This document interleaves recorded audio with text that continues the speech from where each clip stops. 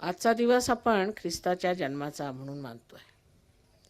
पुष्कळांनी मला विचारलं की माताजी, तुम्ही ख्रिस्ती धर्मात का जन्म घेतला? तर त्याला कारण दोन. एकतर माझे आई वडील अत्यंत विशेष लोक होते, म्हणजे अगदी काहीतरी विशेष. दोघंही जण अत्यंत धार्मिक आणि फार उच्च प्रतीचे लोक होते. असे आजकाल मिळणं कठीण आहे. आणि माझ्या आईनी तुमच्या फर्ग्युसन कॉलेजमधनं ऑनर्स मॅथमॅटिक्समध्ये केले होते. रँगलर परांजपेंची शिष्या होती ती. आणि वडील आहे संस्कृताचे पंडित होते, त्यांना 14 भाषा येत असत. आणि ह्या अशा दोन पुण्यवान लोकांच्या घरी जन्माला यावं असा आम्ही बेत केला. त्यात आणखीन ख्रिश्चन होते. बरं, कारण ख्रिश्चन लोकांचं आपल्या हिंदुस्थानात अशी वाईट स्थिती आहे की त्यांना असं वाटतं की ख्रिस्त हा इंग्लंडला जन्मला आणि इंग्लिश लोकांचं अनुकरण करायचं, त्यांच्यासारखं वागायचं, त्यांच्यासारखे कपडे घालायचे, तसं हुदडायचं, हे सगळं काही म्हणजे ख्रिश्चन धर्माचं लक्षण. एक ही गोष्ट. आणि दुसरे म्हणजे आमचे प्रोटेस्टंट ख्रिश्चन जे आहेत तर ते बुद्धिवादी आहेत. त्यांनी ख्रिस्ताला आपल्या बुद्धीत बसवून घेतात, त्या चाकोरीत बसवलेलं आहे. आणि त्यांच्यापेक्षा जास्त धर्ममार्तंड म्हणजे फॅनेटिक्स मी पाहिलेले आहेत. भयंकर अत्यंत अंधश्रद्धेने भरलेले लोक आहेत. अत्यंत. त्यांना काहीही कोणचं कष्ट चालत नाही. रविवारी उठायचं, तयार बियार व्हायचं, काहीतरी चर्चला जायचं, घरी यायचं, झालं काम संपलं. सगळा धर्म तिथे आला कामात. आणि बाकीच्या वेळेला उखाळ्या पाखाळ्या काढत बसायचं. म्हणजे त्या बाबतीत महाराष्ट्रीयन तेवढा भाग जर धरला तर अगदी बक्कुल महाराष्ट्रीयन आपल्या कशा असतात ना, बायका पुरुष, ह्याचं काढ त्याचं काढ. आणि ख्रिश्चन झाल्यावर सुद्धा जाती येतात त्यांच्यात. म्हणजे आम्ही लोक आता शालिवाहनांचे वंशज, आणि शालिवाहन ह्यांचं आता हे फार मोठे राजपूत होते चित्तोडगडचे, तर त्यांचं नाव आणायचं कुठे, तर त्यांना आता 96 कुळी त्यांनी बनवलं. 96 कुळी मराठे, आणि त्यांना सालवे असं नाव दिलं. आणि ते व्यवस्थित आता पुस्तकात सालवे नाव दिले, 96 कुळी. आणि त्या 96 कुळीतलेच ख्रिश्चन आम्ही लग्न करणार. हे बघा, कुठे मिळणार 96 कुळीचे? अहो इथेच मिळत नाही तर त्याच्यात काय मिळणार? मग तुमचं गोत्र काय, इथून सुरुवात. गोत्रावर आता हिंदू लोकांचं त्यांचं गोत्र माहीत असतं, पण ख्रिश्चन जे मराठ्यातले किंवा ब्राह्मणातले झाले त्यांना पक्क माहीत त्यांचं गोत्र बित्र. लग्न करायचं सुद्धा अगदी चर्चमध्ये एक झालं तर झालं, पण मग घरी येऊन सगळे तेच प्रकार अगदी. त्याच्यामुळे मला सगळं माहिती आहे. अजिबात काही मग तिकडे ख्रिश्चन धर्म दिसत नाही. तर सगळं घास घालणं, हे सगळं काही तो प्रकार संबंध तसाच्यात. म्हणजे नावाला ख्रिस्ती व्हायचं. आणि त्यातली निदान एवढी तरी त्यांची बाब सुटली असती की जात नको तो तेही सोडायचं नाही. ते तसंच्या तसं, म्हणजे इथपर्यंत की आमच्या सगळ्यांच्या कुंडल्या काढल्या. हो, आणखीन आपल्या महाराष्ट्रात एक वाईट पद्धत आहे, आत्याकडे देता येतं. तर माझ्या दोन्ही बहिणींना आत्यांना दिली आणि भावाला माझ्या मामांकडे दिली. म्हटलं बाबा नशिबाने माझ्या वेळा असा काही प्रकार नव्हता. आणि गांधीजींच्याकडे गेल्यावर गांधीजी सांगितलं सगळ्यांची लग्न बाहेर करा म्हणून आम्ही सुटकलो त्याच्यात. नाही तर आम्हाला कोणतरी आता किंवा मामाच्या घरी घालून टाकलं असतं. हा इतका प्रकार या ख्रिस्ती लोकांचा. दिसायला फार सोज्वळ दिसतात, पण अकलेचे 12 वाजलेले आहेत. काही त्यांच्या डोक्यात जाणार नाही. आता माझे ह्या हिंदुस्थानात किती ख्रिस्ती शिष्य आहेत तुम्हाला माहिती आहे? इनमिन बाबा मामा सोडून कोण नाही.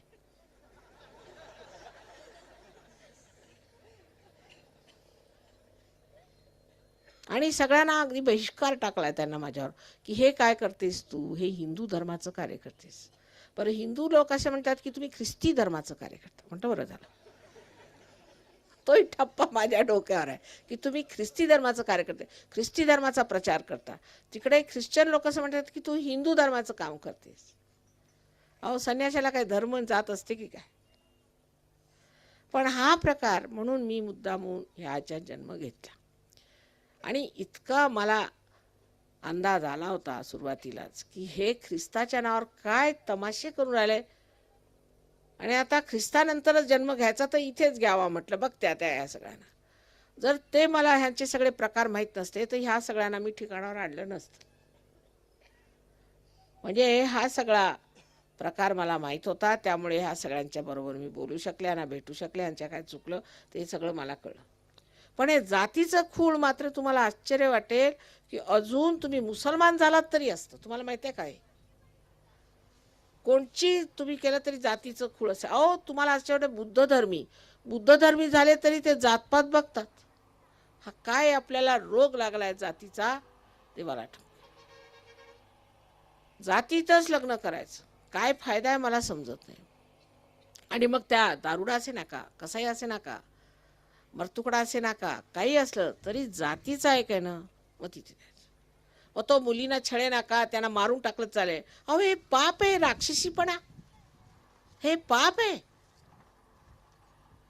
हे राक्षसीपणाच्या गोष्टी आहेत. आपल्या पोटच्या पोरींना तुम्ही असं कराल का? लहानपणी अगं बाई बबली बाबली सगळं होईल, आणि मोठी झाली की जा चुलीत, नाही तर जाऊन ते विहिरीत तुडी मार, काय केलं तरी चालेल. हुंडा द्यायचा, हे सगळे जातीचे प्रकार तोडले पाहिजे. आता मला बघायचं आहे की आपल्या सहयोगी किती आपल्या मुलं मुली बाहेर लग्न करतात. त्यांचं तरी सुटलंय का? म्हणजे ख्रिश्चन होतं आमचं सुटलं नव्हतं, आता सहयोगी झाल्यावर तरी सुटतंय का हे बघायचं. त्याच्यावरही सुट्टा नाही. जात, आपण त्या जातीचं तुमचा काय संबंध आहे? हे तुमचे सोयरे आहेत ना, हे तुमचे सोयरे होती. प्रत्येक दिवशी कोणचाही पेपर उघडला की त्या मुलीला जखमा केल्या, तिला विहिरीत टाकलं, दुसऱ्या मुलीला जाळून टाकलं, तिसऱ्या, बघून बघून माझं नुसतं चित्त खळून गेलं. 2 दिवसापासून मी हेच बोलते की सगळा सहयोग करून सुद्धा जर तुम्ही जातीपातीत जात असता तर तुम्ही सहयोग सोडा. आमचा तुमचा काही संबंध नाही, तुम्ही त्या जातीतच जाऊन मरा, तिथेच जोडे खा. हुंडा नाही दिला म्हणून तुम्ही हे पाठवलं नाही, ते पाठवलं नाही, असं कसं व्यवहार केला नाही, अमकं पाठवलं नाही, तमकं पाठवलं नाही, सगळे भिक्कारडे इथून तिथून. यांचा कसला समाज? असे मागासलेले अजून आपण किती आहोत, इतके मागासलेले आहोत, आधी जंगल्यासारखे वागतो. सहयोगात मुळीच जातपात चालणार नाही. ज्यांना जातपात ठेवायची त्यांनी कृपा करून सहयोग सोडून जावा. हां, हे माझं म्हणणं नाही की तुमचं जर जातीत लग्न झालं किंवा असा जर आम्हालाच आता मी अगदी ठरवलं होतं की जातीत लग्न करायचं नाही, दोन्ही जातीत नाही, पण आम्ही किती प्रयत्न केला तरी आमच्या नशिबी हेच दोघं आले. पण हे इतके उत्तम पोर आहेत की काय बोलायचं. ते नशिबानेच असं झालं. आम्ही इतका प्रयत्न केला मुलांसाठी की बाहेरच लग्न करा, पण ते काय जुळलं नाही. तेव्हा आज ख्रिस्ताच्या ह्या शुभ जन्माच्या शुभ प्रसंगी आपण असा विचार केला पाहिजे की त्यांनी एवढे आपल्यासाठी हाल सोसले, आणखी त्याला क्रुसिफिक्शन झालं, क्रॉसवर चढवलं, खांबी दिलं, मारून टाकलं, ते सगळं आपल्यासाठी झालं ना, कारण आपण मूर्ख होतो. पण आता आपल्या मुलींनाच आपण सुळावर चढवतोय, म्हणजे केवढे मोठे आपण खरे लोक आहोत बरं. मुलींना सुळावर चढवून टाकायचं, बोललीस तर खबरदार, तुला मी मारूनच टाकेन, तुझ्या नवऱ्याचा मी खून करून टाकेन. बाकी मर्दुमकी काही नाही, बाकी काही नाही, मुलीवरच सगळी मर्दुमकी चालते. मला म्हणे की रामदास नावाचा, रामदास काय म्हणतात, मराठा ते तुका मिळवावा.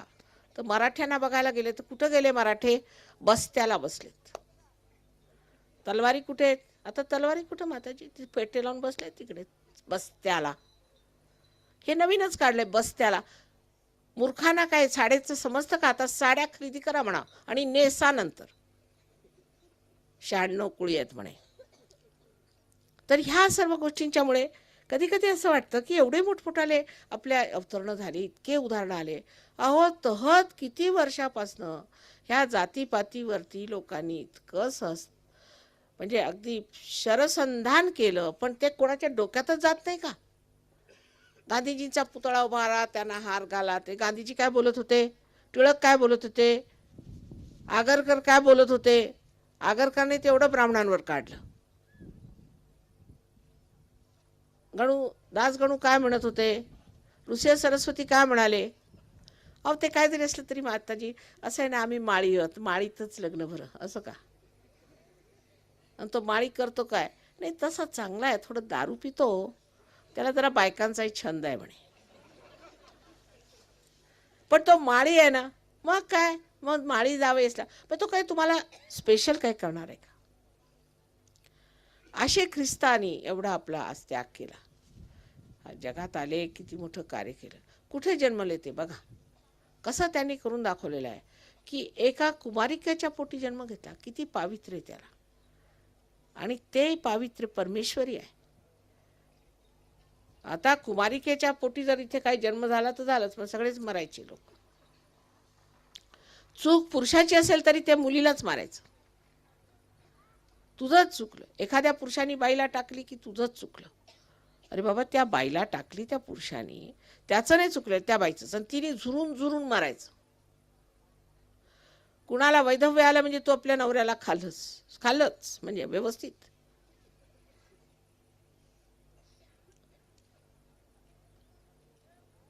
हे प्रकार ख्रिस्ती धर्मात नव्हते, म्हणून आमच्या पूर्वजांनी ख्रिस्ती धर्म घेतला. पण त्यातले ते भोपळ्याचे प्रकार पाहिले, डोक्याचं जे भोपळं झालेलं आहे ते पाहून मी थक्क झाले की आता जायचं तर कुठे जायचं आणखी, आता कोणचा धर्म आहे? तर हा आपला सहज धर्म आहे. ह्याच्यामध्ये बुद्धी तल्लक पाहिजे, अक्कलही पाहिजे, आणखी हृदय मोठं पाहिजे, आणि सगळ्यात मुख्य म्हणजे आपण मागासलेले नाही आहोत. अल्ट्रा मॉडर्न लोक आहोत आपण, मॉडर्नच्या वर गेलेले. पॅरामॉडर्निझम आहे सहज म्हणजे. तेव्हा घरात टेलिफोन लावाल, टेलिव्हिजन लावाल, सगळं लावाल, पण मुलीला मात्र चुप बैस तिकडेच. तर म्हणे असं का बोललात तुम्ही तिला? अहो, उद्या सासू तिला मारेल, निदान थोडीशी तिला प्रॅक्टिस असू द्या. पण तिला मारायला कशाला भरतात तिकडे त्या सासूकडे? म्हणजे तुम्हाला काही प्रेम आहे की नाही त्या मुलीचं?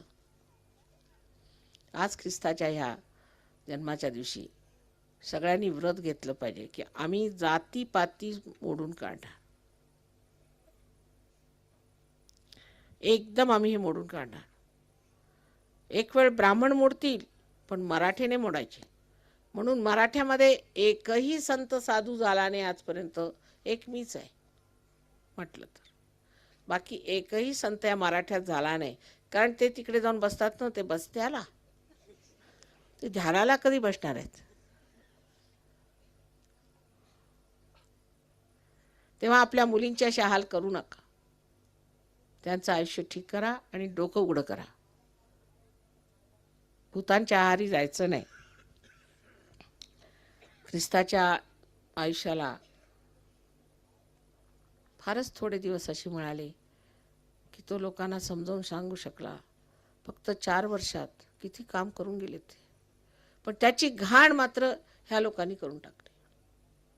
आता आधी सांगितलंच इंग्लिशमध्ये मी. तसंच आपल्या इथे जातपात नको म्हणून सगळ्या सुधारकांनी एवढी मेहनत केली, पण आपण आता जातीचं म्हणजे इतकं मोठं शेपूट लावून घेतलं आहे की ते एक वेळेला शरीर तुटेल पण ते शेपूट नाही तुटणार अशी स्थिती आलेली. आणि हे नवीनच उगवलेलं आहे. मी तुम्हाला सांगते, तेव्हा गांधीजी आम्हाला सांगत असत, जवळजवळ ही गोष्ट मी सांगते आपल्याला 30-40 वर्षापूर्वीची. तेव्हा कुणी जर जातीत लग्न केलं तर लोक त्यांना वाळीत टाकत असत की हा कोण मागासलेला युजलेस मनुष्य, कोणच्या खेड्यातनं आला, काय खेडवळ, लोक त्याच्याबद्दल बोलत असत असं. आता उलट झालंय. आता मोठमोठाले श्रीमंत शिकलेले विद्वान बसून डिस्कस करतात की साडी कोणची घ्यायची. वा वा वा वा, अशी प्रगती आपण करून ठेवली.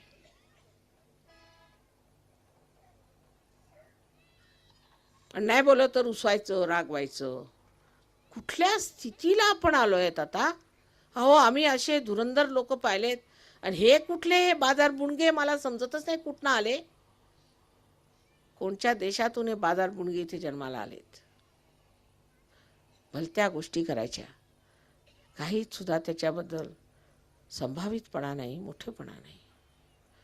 तर आजच्या ह्या मोठ्या समारंभाच्या दिवशी एकच विनंती आहे की ख्रिस्ताला तुम्ही वचन द्यावं की जशी तू जातपात मानली नाहीस तसं आम्ही मानणार नाही, असं वचन हृदयापासून सगळ्या सहयोगाने द्यावं. कोणती जातपात मानायची नाही. आणि तेच मी आता ह्या सहयोगांना समजावून सांगत होते.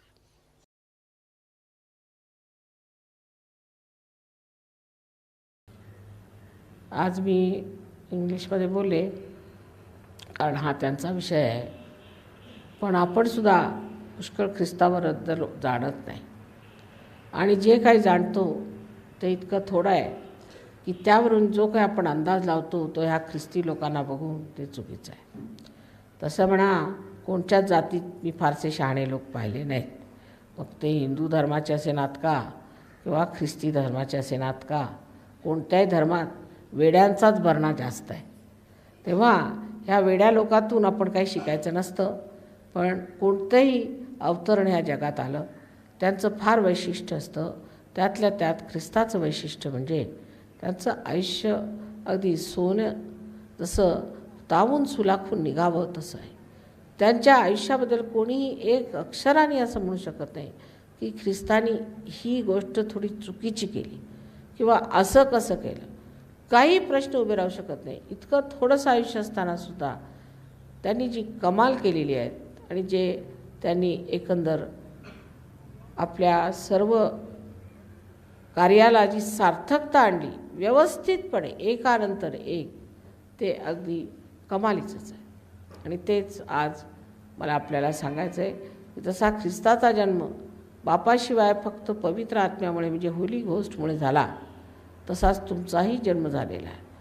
तेव्हा तुम्ही त्याच पावित्र्यात आलं पाहिजे आणि त्याच पावित्र्यात राहून ख्रिस्तासारखं जीवन दाखवलं पाहिजे जगाला. तर लोक म्हणतील की ख्रिस्ताचा जो आदर्श तुमच्यासमोर आहे त्याचे हे फळ आहे. अत्यंत निर्मळ आणि असं स्वच्छ स्फटिकासारखं चमकणारं त्यांचं जे आयुष्य होतं ते तुम्हाला नेहमी नेहमी प्रकाशित करत राहील. तो एक प्रकाश आहे. त्या प्रकाशाला आपण आपल्यामध्ये जपून ठेवलं पाहिजे आणि त्या प्रकाशातच आपलं पाऊल टाकलं पाहिजे.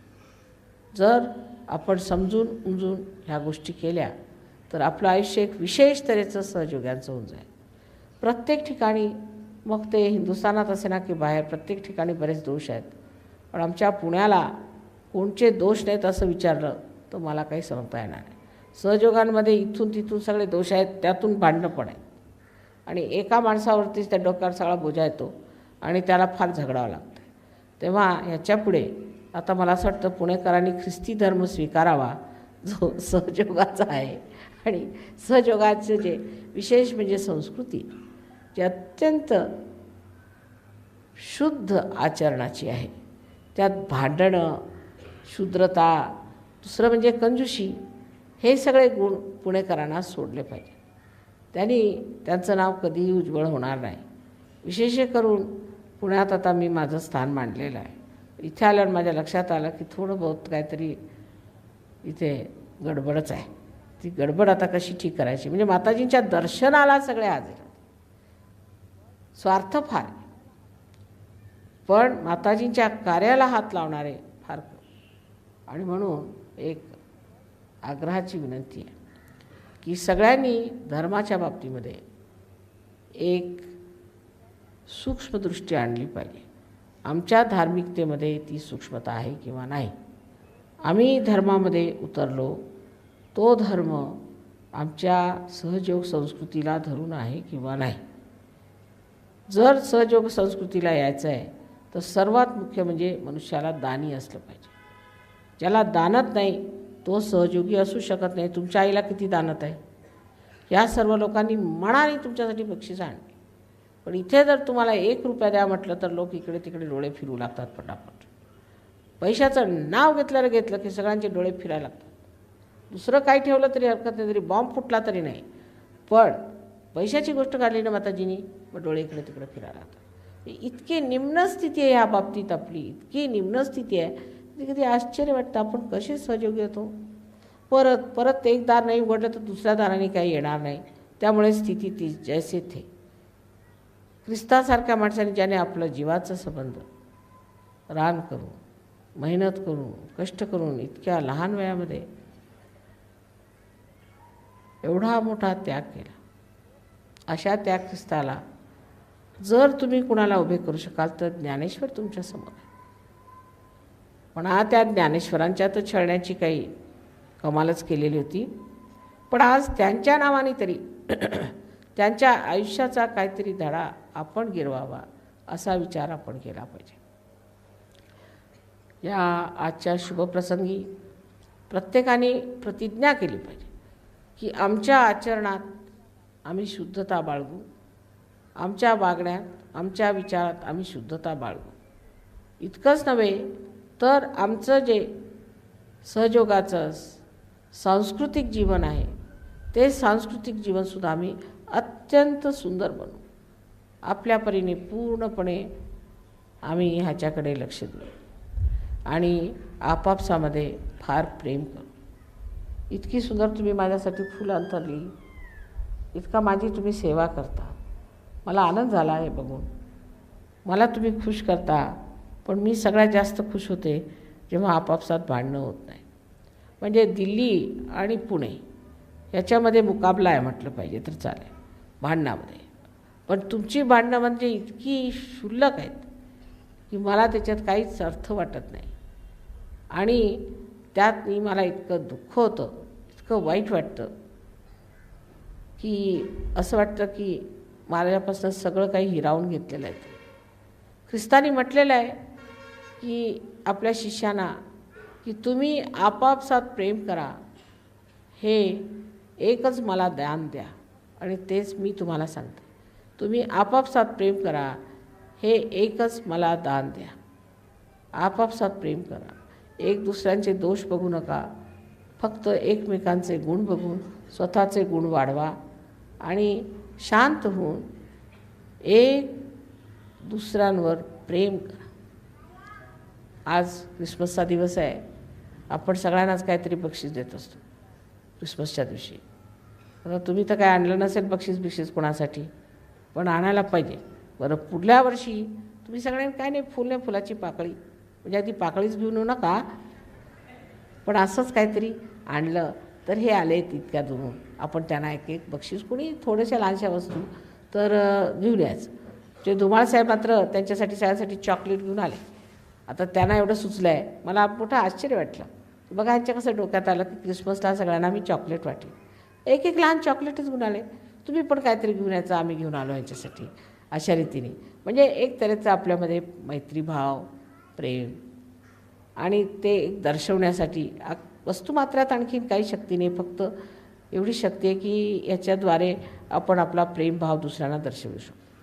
तेव्हा तुम्ही जर असा विचार केला असता, आज क्रिसमस आहे, सगळेजण येणार, इतके दूरून लोक आले, त्याच्यासाठी काहीतरी पुण्यातर्फे आपण काही नाही, फुलंच इथे किती सुंदर असतात, एक गुलाबाचंच फुल घेऊन जाऊ त्यांच्यासाठी, तर एवढी सर्व फुलं अंतरली, त्यापेक्षा मला जास्त आनंद झाला असता. आता ही सगळी पायाखाली आलेली फुलं आहेत, ही सुद्धा तुम्ही ह्यांना द्या, म्हणजे बरं वाटेल, त्यांना आनंद होईल, त्यांच्याबरोबर पाठवून द्या.